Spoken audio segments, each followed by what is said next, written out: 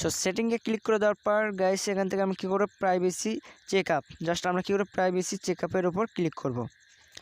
So privacy and check আপের উপর click করে দেওয়ার পর গাইস এখানে দেখতে পাচ্ছি how people can find you on Facebook.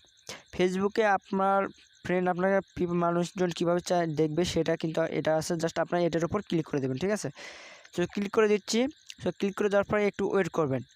So তারপরে এখানে দেখতে পাচ্ছেন কন্টিনিউ, জাস্ট আপনারা কন্টিনিউর উপর ক্লিক করে দেবেন।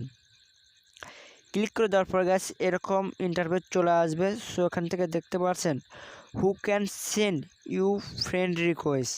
সো এখান থেকে এভরিওয়ান করা আছে, আপনার যদি এভরিওয়ান করা থাকে সেক্ষেত্রে কিন্তু আপনাকে সবাই কিন্তু ফ্রেন্ড রিকোয়েস্ট পাঠাতে পারবে, ঠিক আছে। আপনি যদি এটাতে ক্লিক করে যদি ফ্রেন্ডস করে দেবেন, ঠিক আছে, তাহলে কী হবে, আপনাকে কিন্তু বাইরের কেউ থার্ড পার্টি কেউ কিন্তু আপনাকে ফ্রেন্ড রিকোয়েস্ট পাঠাতে পারবে না, ঠিক আছে, আপনাকে কিন্তু বিরক্ত করতে পারবে।